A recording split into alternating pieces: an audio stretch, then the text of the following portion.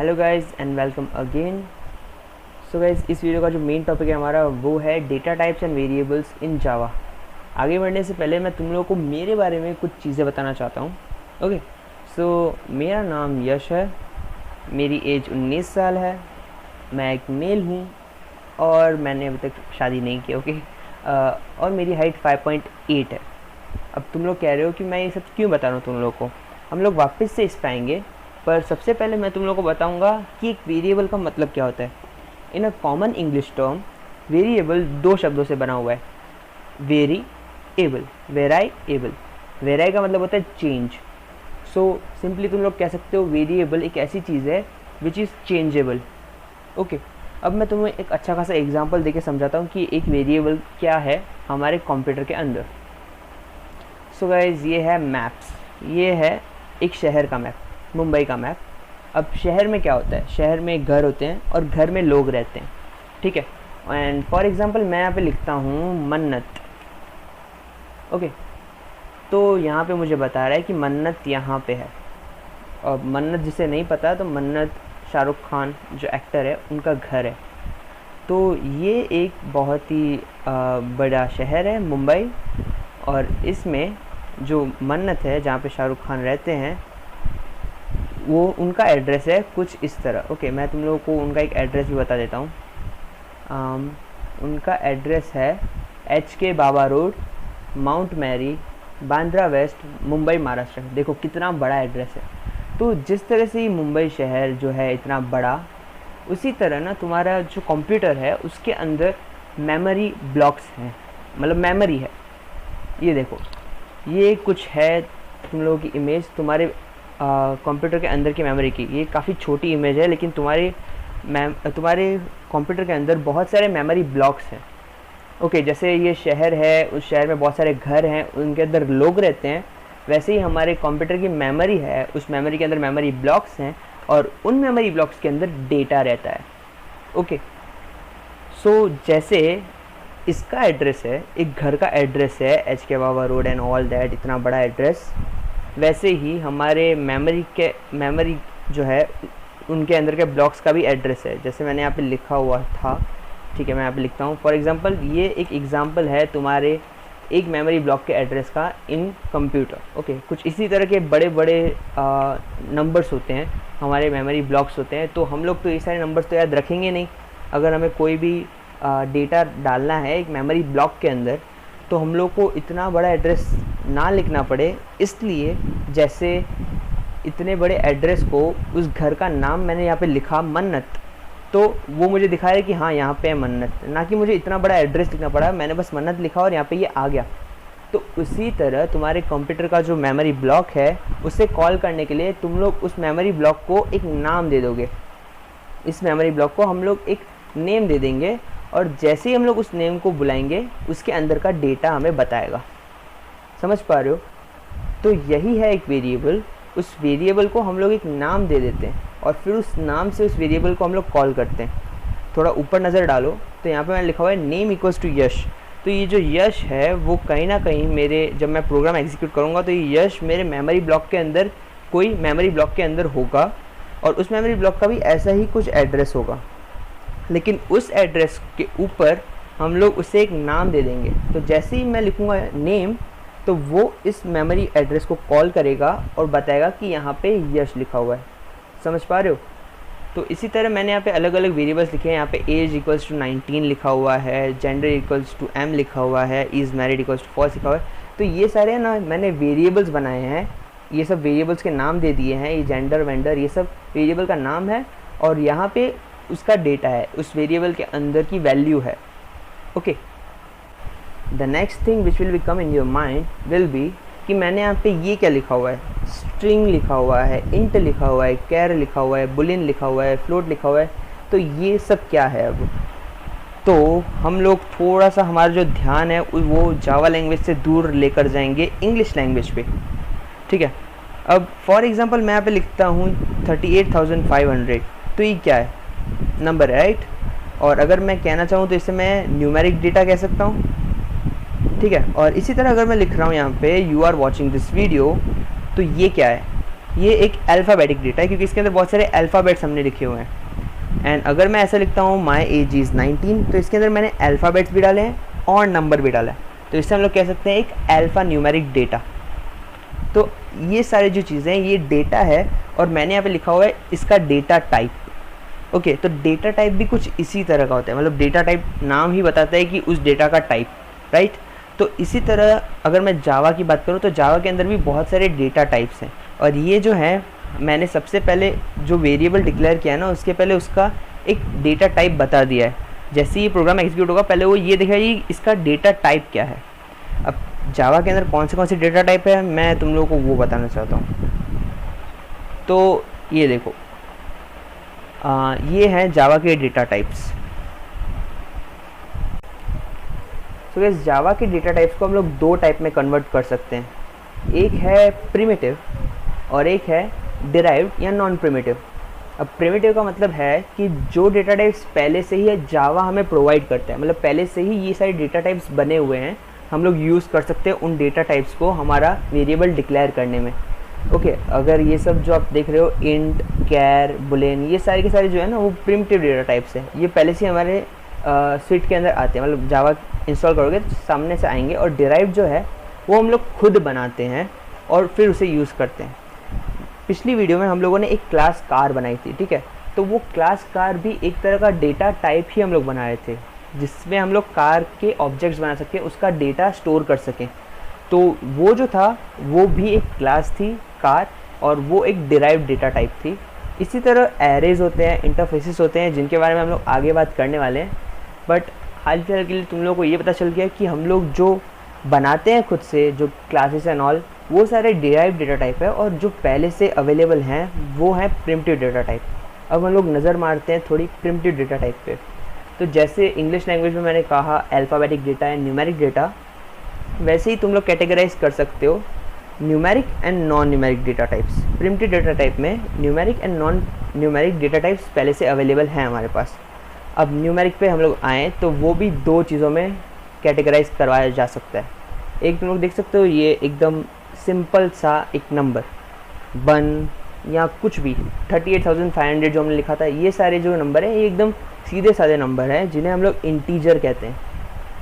और फिर आते हैं ऐसे कुछ नंबर जो आधे अधूरे होते हैं, फॉर एग्जांपल 1.5, 88.59, मतलब जो पॉइंट्स वाले नंबर होते हैं ना, जो फ्लोटिंग पॉइंट वाले नंबर होते हैं, वो होते हैं दूसरे टाइप के न्यूमेरिक डेटा। अब अगर मैं इंटीजर को पहले ख़त्म कर देता हूँ, इंटीजर के अंदर हमारे पास टोटल 4 डेटा टाइप्स अवेलेबल हैं, बाइट, शॉर्ट, इंट, लॉन्ग। काम इनका यही है, काम इनका ये जो सीधे साधे नंबर्स हैं उन्हें स्टोर करना ही है। लेकिन जो मेन डिफरेंस है इन लोगों के अंदर वो है इनकी मेमोरी साइज़। अगर मैं यहाँ पे इंट एज लिख रहा हूँ यहाँ पे, तो ये इंट एज ना अंदर हमारे 4 बाइट्स की स्टोरेज लेगा, जो मेमोरी ब्लॉक्स है हमारे, तो 4 बाइट्स की मेमोरी स्टोरेज लेगा।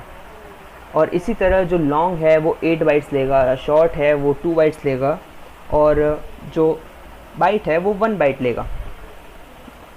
अब ये जैसे ले रहे जिस हिसाब से ये लोग मेमोरी एड्रेस मतलब मेमोरी साइज़ ले रहे हैं, उसी हिसाब से तुम लोग इसके अंदर स्टोर भी उतनी वैल्यूज़ ही कर पाओगे।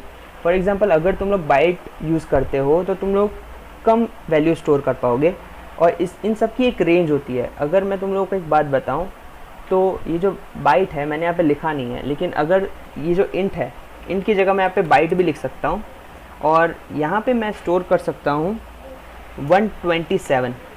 ओके, यहाँ पे मैं लिख देता हूँ बाइट इक्वल्स टू, ये हटा देता हूँ, ठीक है। अब मैं यहाँ पे एज लिख सकता हूँ 127, ठीक है। अब मैं यहाँ पे 128 नहीं लिख सकता, क्योंकि जो बाइट है वो मैक्स टू मैक्स 127 नंबर ही स्टोर कर सकता है, ना कि 130 भी स्टोर नहीं कर सकता, उसके आगे का स्टोर ही नहीं कर सकता। या तो अगर मैं माइनस में वैल्यू स्टोर करूँ तो ये कर सकता है 128, -128, दैट्स इट। -138 भी स्टोर नहीं कर सकता। ओके, तो ये इसकी एक रेंज हो गई। ओके, तुम लोग समझ पा रहे हो, इसकी जो रेंज है वो -128 से लेके 127 तक है।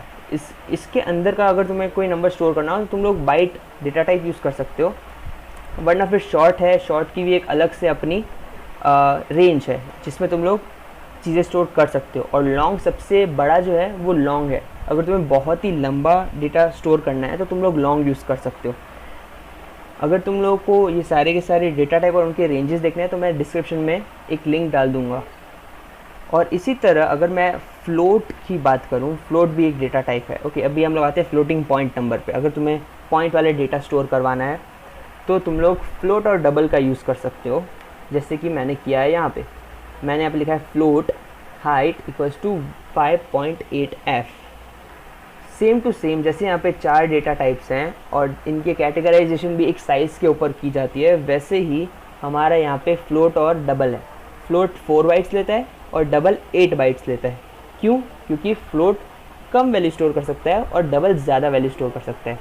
एक सबसे बड़ा डिफरेंस जो इन दोनों के बीच में है, जो तुम्हें देखना है, वो ये है कि जब तुम लोग कोई भी फ्लोट डिक्लेयर कर रहे हो तो तुम लोग को यहाँ पे 5.8f लिखना पड़ेगा। f रिफर्स टू फ्लोट, ठीक है, ये सिर्फ फ्लोट में करना पड़ेगा। अगर मैं यहाँ पे सेम चीज़ लिखूँगा डबल में, डबल हाइट इक्वल्स टू 5.8, तो फिर मुझे यहाँ पे f नहीं लिखना पड़ेगा। लेकिन अगर तुम फ्लोट लिख रहे हो तो तुम्हें f लिखना पड़ेगा। ज़्यादा कंफ्यूजिंग ना लगे ऐसी मैं होप्स रखता हूँ। ओके, ठीक है, तो ये चीज़ है जो तुम्हें ध्यान में रखनी है। जब तुम लोग बहुत ही बड़ा वैल्यू स्टोर कर रहे हो तो तुम्हें f लिखने की ज़रूरत नहीं है और तुम लोग डबल यूज़ कर सकते हो, ठीक है। तो ये हो गया तुम्हारा इंटीजर और फ्लोट। और इंटीजर और फ्लोट जब भी तुम लोग डिक्लेयर कर रहे हो तो तुम्हें ना कोई भी कोड्स की ज़रूरत नहीं है। यहाँ पे देखो डबल कोड्स डाला है, यहाँ पे सिंगल कोड डाला है। तो तुम लोग जब नंबर स्टोर कर रहे हो तो तुम्हें कोई भी कोड्स डालने की ज़रूरत नहीं है, डायरेक्टली तुम एक नंबर लिख सकते हो। तो ये हो गया हमारे न्यूमेरिक डेटा टाइप्स। अब आते हैं हम लोग नॉन न्यूमेरिक डेटा टाइप पे। Okay, non numeric data type में 2 मेन डेटा टाइप्स हमारे हैं, कैर, कैरेक्टर और बुलियन। अब कैरेक्टर का क्या मतलब है? कैरेक्टर के बारे में तुम्हें एक चीज़ समझनी है कि वो सिर्फ एक चीज़ स्टोर करता है। आई रिपीट, तुम लोग यहाँ पे देख सकते हो, मैंने लिखा है यहाँ पे कैर जेंडर इक्वल्स टू m। मैंने यहाँ पे मेल नहीं लिखा, मैंने सिर्फ m लिखा है, क्योंकि कैर जो है वो सिर्फ एक चीज़ स्टोर कर सकता है।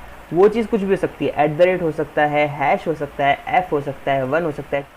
और अब हम लोग लास्टली आते हैं हमारे इस बुलियन डेटा टाइप पे। बुलियन डेटा टाइप का सिंपली मतलब है हाँ या ना। ओके, जैसे यहाँ पे लिखा हुआ है मैंने ट्रू या फॉल्स। अगर तुम्हें ऐसी चीज़ चाहिए कि सामने वाले से पूछना है कि हाँ या ना, तो तुम लोग बुलियन डेटा टाइप यूज़ कर सकते हो। या देख सकते हो यहाँ पे मैंने लिखा हुआ है इज़ मैरिड, फॉल्स। और ऐसे ही बहुत बार तुम्हें डिसीजन मेकिंग जब तुम लोग प्रोग्राम बनाओगे तब तुम्हें ट्रू और फॉल्स की काफ़ी ज़्यादा ज़रूरत पड़ेगी बुलियन डेटा टाइप की भी। ओके, सो ये जो थे ये प्रिमिटिव डेटा टाइप है जो पहले से ही अवेलेबल है जावा के अंदर। एक सवाल जो तुम्हारे मन के अंदर अभी भी चल रहा है वो ये होगा कि तुमने सब कुछ बता दिया लेकिन ये क्यों नहीं बताया। तो गाइस, स्ट्रिंग भी एक डेटा टाइप है जावा के अंदर। स्ट्रिंग एक्चुअली एक क्लास है, ठीक है। तुम लोग अभी एक बात नोटिस करना कि ये सारे के सारे डेटा टाइप जो मैंने तुम लोगों को बताया, सबके जो फर्स्ट लेटर हैं पूरा का पूरा सब कुछ लोअर केस में ही है। लेकिन जो स्ट्रिंग है, ये स्ट्रिंग का जो एस है ये बड़ा है। अब जब हम लोग कोई भी चीज़ पहली जो चीज़ होती है वो अपर केस में होती है, वो एक क्लास कही जाती है। ये एक क्लास है। तुम लोग देखो हमारे कार फैक्ट्री वाला प्रोग्राम जो है, इसमें भी देखो कार जो है इसका सी बड़ा मैंने क्यों किया है, क्योंकि ये एक नेमिंग कन्वेंशंस है। हम लोग आगे बात करेंगे इस बारे में। लेकिन अभी जो तुम लोग देख सकते हो, ये स्ट्रिंग जो है वो प्रिमिटिव डेटा टाइप नहीं है, वो एक नॉन प्रिमिटिव डेटा टाइप है। स्ट्रिंग के अंदर तुम लोग कुछ भी स्टोर कर सकते हो। तुमने यहाँ पे यश लिखा, तुम लोग यहाँ पे कुछ भी लिख सकते हो। यहाँ पे लिख सकते हो you are watching this video, are watching this video. तो ये तुम लोग स्ट्रिंग के अंदर कुछ भी स्टोर करवा सकते हो डबल कोट्स के अंदर। ओके, ये देखते हो डबल कोट्स के अंदर मैंने स्टोर किया हुआ है। और कैर के अंदर तुम्हें सिंगल कोट्स के अंदर स्टोर करना होता है। तो अगर तुम्हें कुछ भी बहुत ही लंबा कुछ स्टोर करवाना है तो तुम लोग एक स्ट्रिंग वेरिएबल, स्ट्रिंग क्लास जो है उसका ऑब्जेक्ट बना के यूज़ कर सकते हो। यहाँ पे मैंने स्ट्रिंग क्लास का एक ऑब्जेक्ट ही बनाया, ऐसा समझ के चलो। सो ये सारी जो मेन डेटा टाइप्स थे जावा के अंदर, वो मैंने तुम लोगों को एक्सप्लेन किया है। अभी जो ये सारे डेटा टाइप्स हैं वो कहाँ यूज़ होते हैं, तो पिछले वीडियो में मैं तुम लोगों को बताया था कि क्लास जब हम लोग बनाते हैं, हम लोग यहाँ पे प्रॉपर्टीज़ एंड एट्रीब्यूट्स जो है वो सेट करते हैं। तो जैसे अभी हम लोग यहाँ पे कार का नाम लिखना चाहें तो यहाँ पे हम लोग डिक्लेयर कर सकते हैं। अगर कार का नाम है तो मैं स्ट्रिंग डेटा टाइप यूज़ कर सकता हूँ। यहाँ पे लिख सकता हूँ string name equals to car का कोई भी नाम, फॉर एग्जांपल HTC 400। ओके, ये कोई कार का नाम आ गया। तो ये जो है तुम लोग स्टोर करा सकते हो, सेमी कॉलन डालना मत भूलना। और इसी तरह कार का कलर भी मैं स्ट्रिंग में ही डाल देता हूँ, कलर इक्वल्स टू ब्लू। और इसी तरह तुम लोग अलग अलग चीज़ें, कार का वेट, कार के पहिए कितने हैं, समझो कि अगर बुलिन यूज़ करना है तो यहाँ पे मैं कर सकता हूँ बुलिन इज़ इलेक्ट्रिक। अगर ये जानना है कि ये इलेक्ट्रिक कार है कि नहीं तो फॉल्स, ये पेट्रोल कार है। ओके, तो ऐसे तुम लोग अलग अलग एट्रीब्यूट्स बना सकते हो, अलग अलग डेटा बना सकते हो, तुम्हारी प्रॉपर्टीज़ बना सकते हो कोई भी क्लास की, या ऐसे ही तुम लोग ये चीज़ यूज़ कर सकते हो। मैं ऐसे कर देता हूँ सेव। और एक और एग्जांपल तुम्हें लास्ट दे रहा हूँ कि अगर मैंने यहाँ पे लिखा हुआ है हाउ इज़ द कोड, ठीक है, तो ये वाला हम लोग फंक्शन अभी एग्जीक्यूट करते हैं, ये वाला प्रोग्राम एग्जीक्यूट करते हैं। अब हाउ इज़ द कोड है वो क्या है? हाउ इज़ द कोड एक क्वेश्चन है, तो मैं यहाँ पे लिख देता हूँ स्ट्रिंग क्वेश्चन, ये एक वेरिएबल नेम था, इक्वल्स टू ये हाउ इज़ द कोड है ना, वो यहाँ से कट कर देता हूँ और यहाँ पे पेस्ट कर देता हूँ। ठीक है, मैंने यहाँ पे एक स्ट्रिंग बना दी जिसमें लिखा हुआ है हाउ इज़ द कोड। और अब ये जो क्वेश्चन है उससे मैं यहाँ पे एग्जीक्यूट कर दूंगा, यहाँ पे सीधे सीधे मैं लिख दूंगा क्वेश्चन। समझ पा रहे हो? यहाँ पे मैंने एक वेरिएबल डिक्लेयर किया हुआ है। और इसी तरह तुम लोग एक और चीज़ भी कर सकते हो। अगर मुझे तुम्हें ये एग्जांपल दिखाना है तो तुम लोग पहले ऐसे डिक्लेयर कर सकते हो और फिर उसके अंदर एक चीज़ स्टोर कर सकते हो। ठीक है, एक पहले से एक मेमोरी ब्लॉक बन जाएगा स्ट्रिंग क्वेश्चन का, और उसके बाद तुम क्या डालना चाहते हो क्वेश्चन के अंदर, हाउ इज़ द कोड। और फिर ये system.out.println को यूज़ करके तुम लोग यहाँ पे क्वेश्चन डिस्प्ले करवा सकते हो। इसके बाद वाले वीडियो में हम लोग ये अच्छे से देखेंगे कि इनपुट और आउटपुट कैसे करते हैं हमारे जावा के अंदर। ये जो है ये प्रिंट जो हम लोग कर रहे हैं, और इसी तरह सामने से कैसे ले सकते हैं आंसर वो भी। और GUI जो ग्राफिक्स होते हैं, अभी तक हम लोग कमांड प्रॉम्प्ट के अंदर हमारे पावर शेल का यूज़ कर रहे हैं, राइट, मतलब हम लोग सही चीज़ें भी कर रहे थे वो इसके अंदर ही कर रहे थे, लेकिन अब तुम्हें एक अलग से डायलॉग बॉक्स बनाना है तो वो कैसे करेंगे वो भी इसके बाद वाले वीडियो में देखेंगे। हाल फिलहाल के लिए मैं ये वाला जो प्रोग्राम है वो रन करता हूँ। इसे मैंने सेव कर दिया, पावर शेल के अंदर जा रहा हूँ।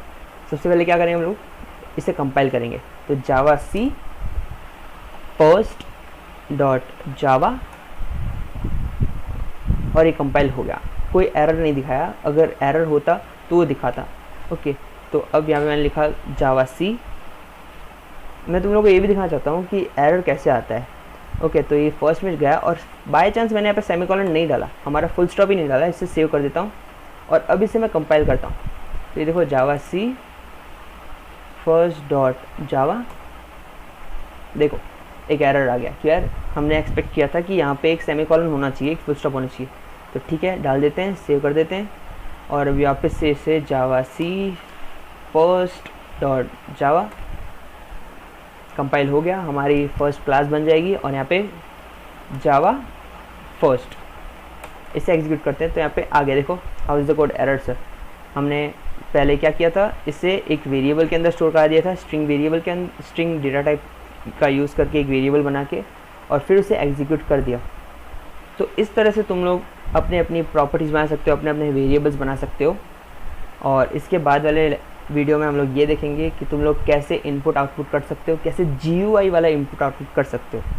So thanks for watching this video.